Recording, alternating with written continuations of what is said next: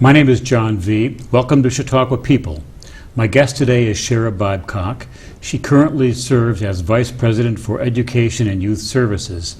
She occupies the endowed Emily and Richard Smucker Chair for Education.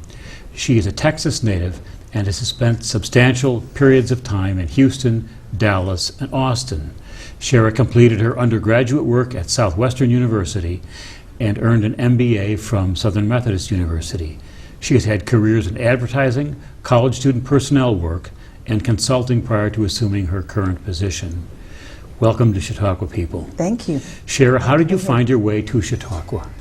Well, I've always known about Chautauqua because I am a Methodist child. My father was a minister, and my brother is a minister, and my grandfather is a minister. And in Texas, there was a tradition of having Chautauqua evenings in Methodist churches.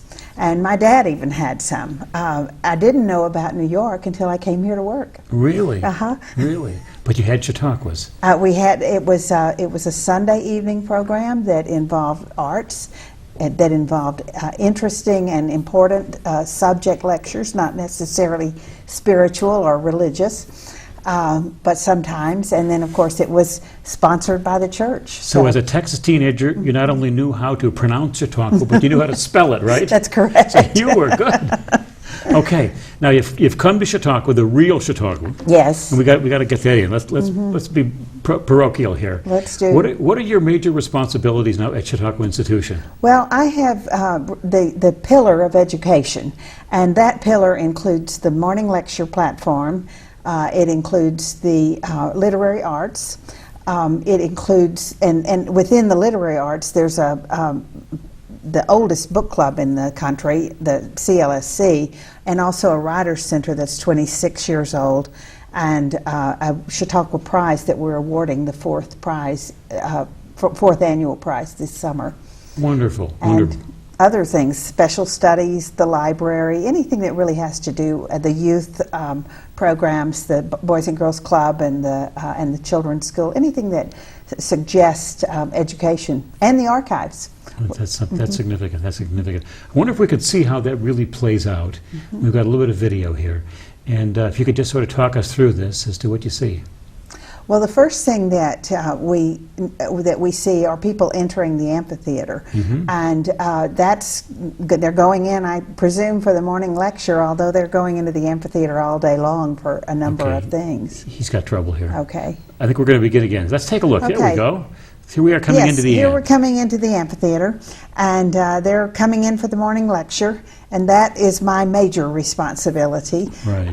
Before they come into the amphitheater, of course, we have done a great deal of work to invite people, to arrange their travel, to create a week that people want to hear. The person that you see on the stage at the moment is former Attorney General Alberto Gonzalez Jr., a fellow Texan, yes, and he's talking about immigration. He wrote a book this year. Now they're leaving the amphitheater and trying to choose what they may do with the rest of their day.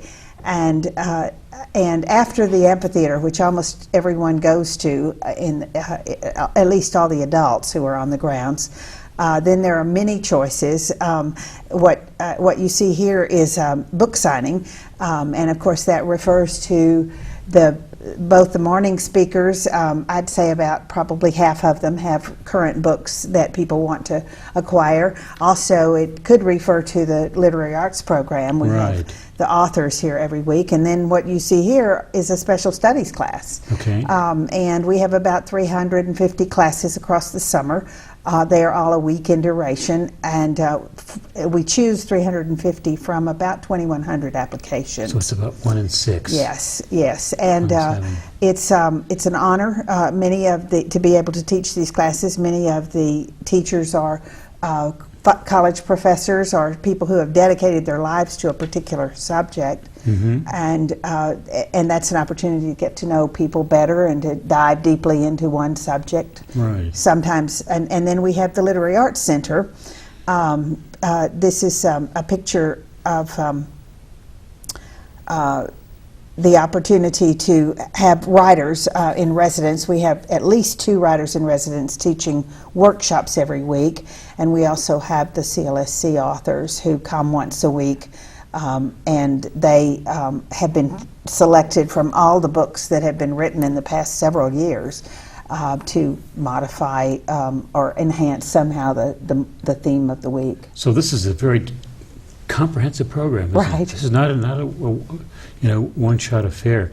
Now, you spoke about these themes. How are the themes developed? Well, I'm always amused, John, at the question that I will get at least 5 or 6 times a summer. What do you do in the off season?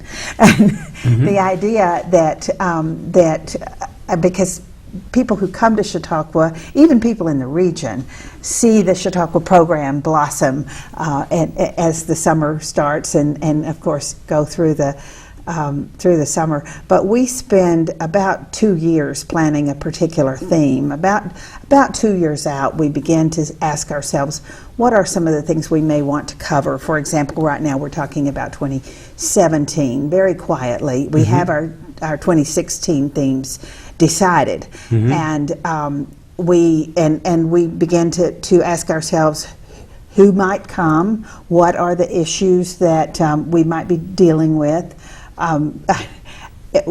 We have very often had a week on a country, Right. and after about 3 or 4 years of that, we decided we better start alerting the government of the country if we chose them, because something is going to happen between now and then in that country, and it's been very spooky. Our subject later this summer is redefining Europe, Right. and of course we named that to be one of our topics before all the problems in Ukraine. Right. And we have an expert coming at the end of the week to talk about how Europe has changed as a result of Russia's deciding to get more aggressive again.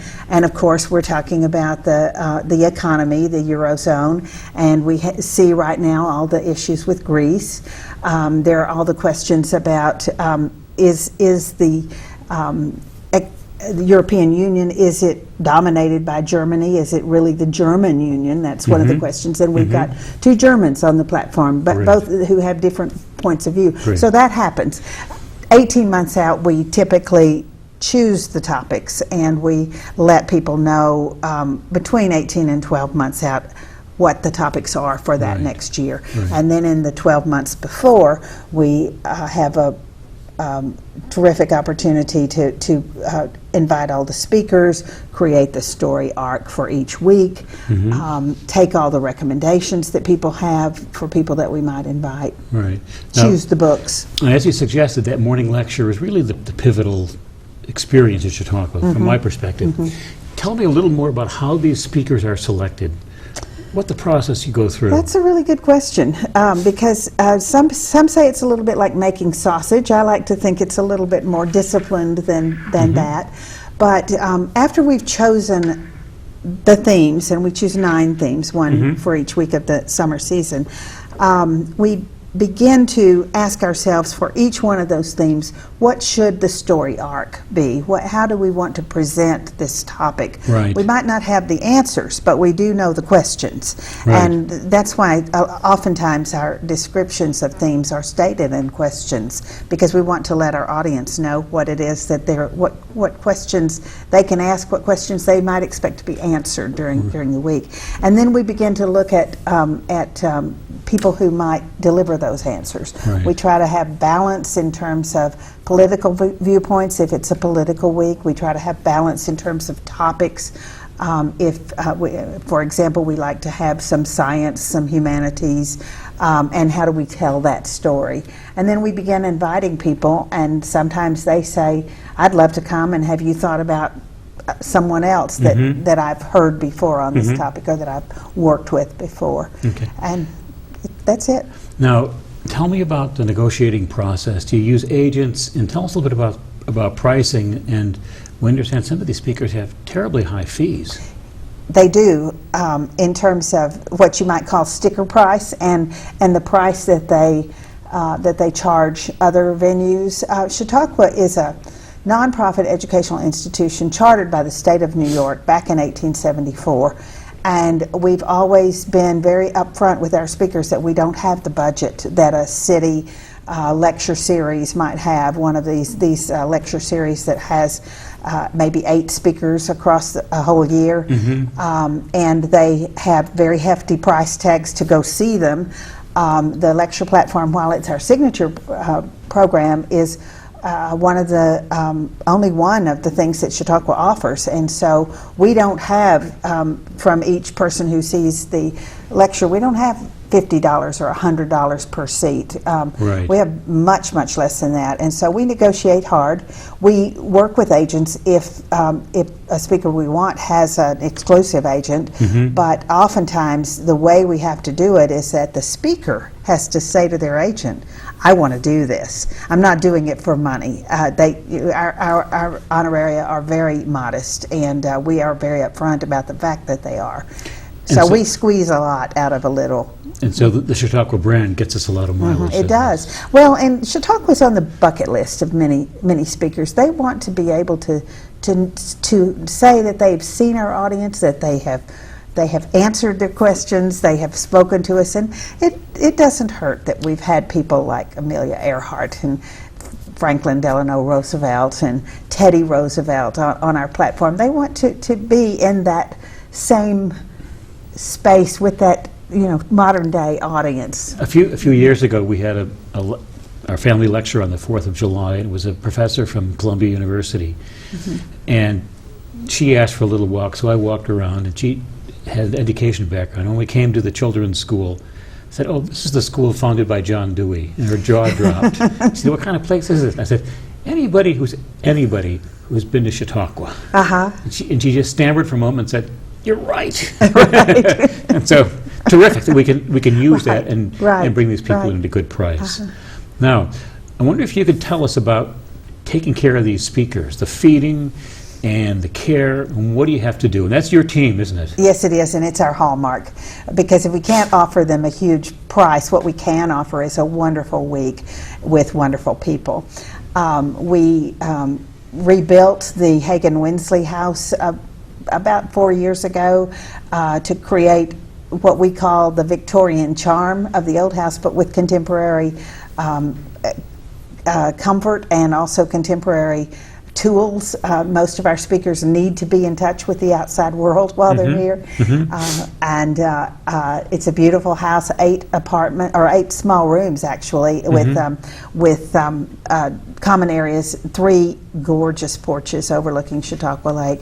And it has the Hagen-Winsley has kind of a salon atmosphere, because at any one point in time, you probably have 2 or 3 speakers on the same theme. Right. They might not have met each other because they might be coming at it from a different way. You probably have a conductor or a guest conductor or a guest violinist. When Alexander Gavrilia comes to play the piano, he and his family this year, two little girls, a baby and about a 5-year-old, were running around the house making friends with all the other people. So it's a very heady opportunity for the speaker to be able to mix and mingle and have these conversations that we only read about when we read literature of the 40s and 50s. Right. Now, keeping these programs on track during the season requires some terrific management skills. And most of them are flown in, I assume, a day or 2 ahead of time? Oh, the travel is it's an art in itself. We have to know, I guess for any particular season, we're probably tracking maybe 75 to 100 different plane schedules. We have a whole team inside the colonnade that makes sure that we have the driver to pick them up at the airport and take them back to the airport and find them at the airport. Sometimes we have, for one program, we'll have 2 or 3 people on the stage. They'll be coming in at different times. We have a husband who's accompanying his wife who's speaking. They may be on different planes. And And they also may arrive too late at night to get dinner, so we have to arrange for them to have a dinner delivered to the Hagen-Winsley so that they can eat. And Right. then all the plans they typically eat at the Athenaeum Hotel. They look forward to that. Again, beautiful views overlooking the lake, good food. And but managing all of that, tracking the cost, and making sure that they feel hospitality is a real key effort. Right. Have we had any difficult cases? Oh, yes. I would say, just thinking about that right now, we had one last week who agreed to come at the last minute, but had obligations on either side of our talk. His plane ended up being canceled. His daughter was joining him. She was flying from New York. He was flying from Washington. Her plane was delayed. The driver didn't know about the plane cancellation. Because it was a last minute, she made her own plane reservations, didn't have her flight. They got here. He gave a wonderful talk. It was a marvelous experience, but yes, there's always a little bit of nail biting. Right. And sometimes, when one year Jules Pfeiffer was coming in from New York, he went to all 3 airports in New York, and they were closing them one by one, and he couldn't change, so he came 2 years later. Really? And we were glad to have him, but remembered that it wasn't our fault. It was the airlines. But Right. Summer airlines are a little tricky, particularly on this end because of the summer storms. Right, right. Now let's talk about books and the Literary Arts Center. This is one which I don't know as much about as I wish I did. And tell me about selecting books for CLSC, and you can tell us about the Chautauqua Prize, Well, too. both of those are interesting topics. The CLSC, as I think I said earlier, is arguably the oldest book club in the country. Yeah. It is definitely the oldest book discussion. It started as a way of teaching mostly women who didn't have college educations in 1878. It has morphed into a program that honors 9 books each season. We can't possibly say these are the best 9 books in the summer but this year, if you look at our list, we've got a Pulitzer Prize, 2 Pulitzer Prize winners, a National Book Award winner, 2 finalists for the National Book Award. We have 6 books that were in the top 100 for the New York Times for last year. Right. And 3 of those, I think, were in the top 10. Right. Again, outside validation, but we try to have a mix of books that will appeal to men, to women, to scientists, to humanities people, to people who like fiction, to people who like history or nonfiction. And so putting that together is a lot of fun. Right. The prize is the Chautauqua Prize. It's in its 4th year. We'll be awarding the prize to Phil Cly for his short stories called Redeployment, set in the Iraq War. Right. This coming weekend, and that is a prize that is awarded to a book that is not only in the judgment of the judges, and I can talk more about that if you want, it to be a book of great literary merit, but also a book that people enjoy reading. Right. This is not a prize that you buy the book and put it on the shelf. Right, right. What's the working status among the various people at Chautauqua?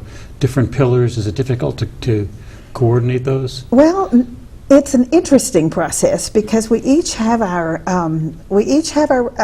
area of expertise, and we are each very thinly staffed, and we make a dollar go a long, long way. Right. But at the same time, we have a mission of delivering a unified program. Right. And I think we're getting better at that, actually. Right. The examples I would give are the program, the symphony, and Ellis Island. That piece that they did last week. Magnificent. The efforts that the theater makes to have plays that might have some enhancement for the weeks that are in which they're appearing. Right. And of course the collaboration among the arts is getting quite a bit of notice right now. Right. The religion platform and the education platform work together in most weeks to have a different, what the religion department calls a different angle of vision on the theme of the week. But it was usually quite complimentary. Well, example this week is called irrationality, and Yeah. we're dealing with behavioral economics in the morning. Mm-hmm. The religion department is dealing with the irrationality of religious views that cause things like war, Right. and that are an irrational outcome of what Right. might be a very devout religious belief. Right. Now let me throw a little different twist here. And something I sort of wondered, you've had 3 careers, it sounds like. Mm-hmm. Advertising, college student personnel work, Mm-hmm. with that some consulting on college student personnel, Mm-hmm. and now leading an education program. And I tend to think you are much like the provost of a university, because you oversee this process, selecting the themes, Mm-hmm. which drives the others. I wonder if you could take a moment and reflect upon your background, what you've learned, and how did the skills from one set of experiences match what you're doing now? I am really glad you asked that question. Very few people do, and they say, "What? You did what?" But this work at Chautauqua was really kind of a culmination for me of everything I've ever learned. I have a liberal arts background. It's a liberal arts for adults, I think we call it. But the work that I did in business, in marketing and advertising, was very, very detail oriented. And also very supervisory. I had people who had responsibilities in which I wasn't necessarily the hands-on person, but I was helping them with their careers. Yeah. And it's that way. Looking at college student personnel, it's always, or sometimes called student affairs. That's a very collaborative process. And for people who don't know the college environment like you do. Student affairs or college student personnel is the out-of-classroom experience. Right. And so we work with athletics and dorms and residence halls and fraternities and the clubs that deal with culture. And so trying to bring people into experiences where they're working with other people, that's what we do, trying to balance a lecture platform. Yeah. And of course that effort across the departments to coordinate the message of the morning lecture with the evening symphony, with the religious Right. program, is also a collaborative and engaging skill. So I really do consider Chautauqua. I wasn't looking for a job when I came to Chautauqua. I was working with a college president who encouraged Chautauqua to talk to me, and when I heard about it, I thought, this really is nothing I would have ever known about, but it really does combine everything I've ever learned. Right. Now let's go the next follow-on step. And I couldn't resist when I thought about these. And here you have the career, making money, helping young people to develop. Now you're the provost for this institution. And if a young person came to you and was very eager, let's say we have a college student, I'd like to just talk with you. At the end of his or her internship, and said, what should I do to prepare myself? What kind of advice would you give that person? That's really interesting, because I've been in that position. Yeah. And we have interns almost every summer. And more, particularly liberal arts colleges, are getting endowments where a student can apply for a job, and the college pays that student so they can afford to take something. Right. But that's still, I don't think, and I used to say this when I was in advertising, you can't prepare for that. I mean, there's an advertising track, but it's not necessarily the way in. Right. And so really the advice I would give anybody is study what you love, find a way to find someone who needs the skills that you have. And I very much believe in apprenticeship. I very much believe that finding a mentor at the early part of your career to just encourage you and introduce you to people. You know, we have an opportunity for the kids who work in our program. They meet speakers. They meet authors. We can give them experiences where they can. And yes, a lot of the work that they do is not the most fun work in the world. In fact, the intern I'm working with this summer, I think it's important for a person who's mentoring someone to say, this is why I'm asking you to do this. Right. And to him, I say to him, this is either just something that just needs to be done. Here's why it needs to be done. Or here's something that you can really learn from. Right. Or here's something that's kind of in the middle. And the other day I gave him something that I would characterize as grunt work, and he said, but let me tell you what I learned from that. Yeah. And I thought, yes, that's mentoring. That's his very deliberately asking himself, what can I learn? Right. And that's, I think that kind of attitude is the one that I give young people, is what can you learn? Right. And will it feed you? Right, right.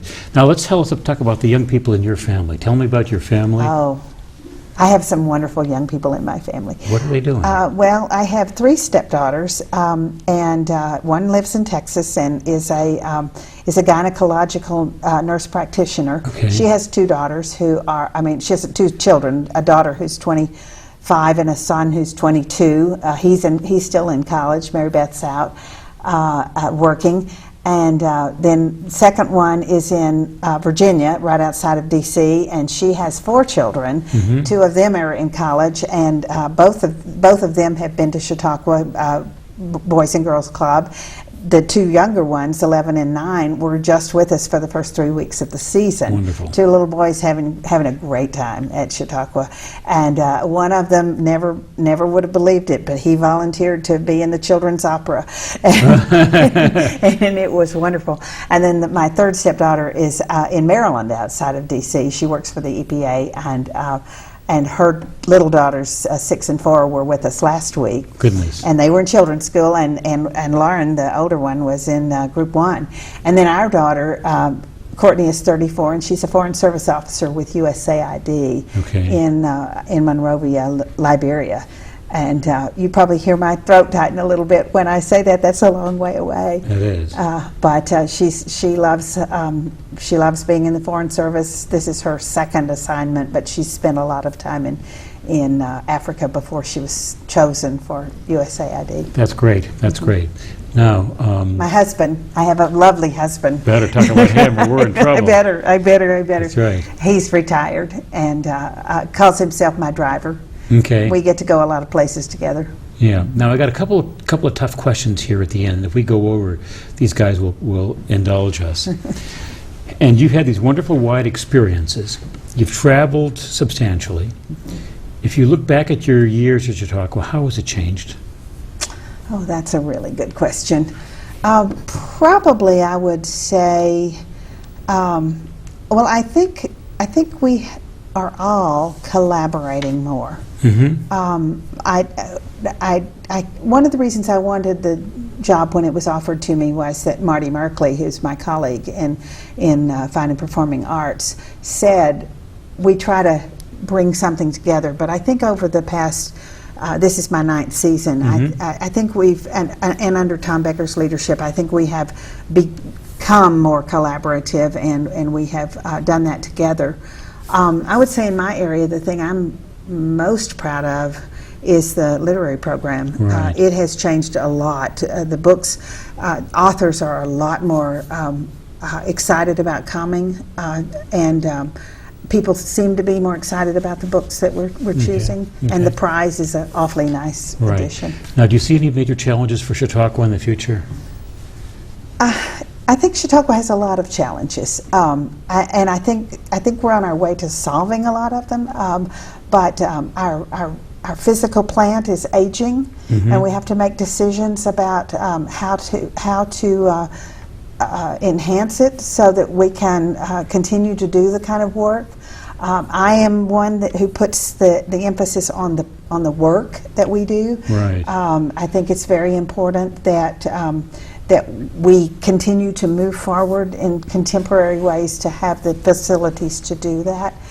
I also think a challenge that we have, and again, I think we're making some progress, but and that's with the local community. With my background in in higher ed, I'm used to town gown relationship issues. They make me sad because I think anytime you have these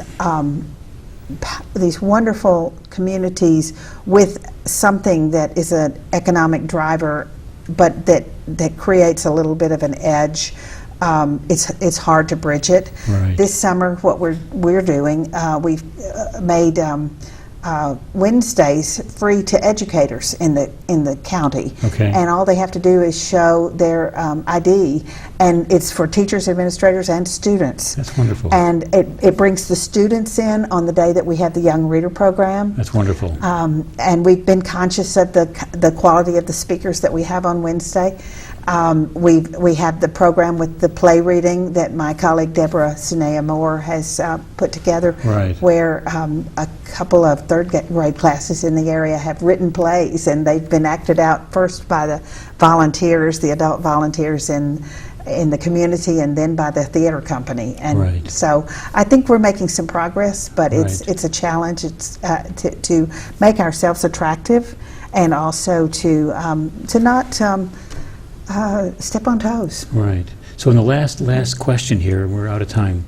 I wonder if you can just give us one good hint for the 2016 season. What should we be looking forward to? Oh, we have a season-long theme, so I don't even have to take much time. Okay. Season-long theme is called "What Does It Mean to Be Human?" Okay. And each week is going to break that question down into a scientific or a living together.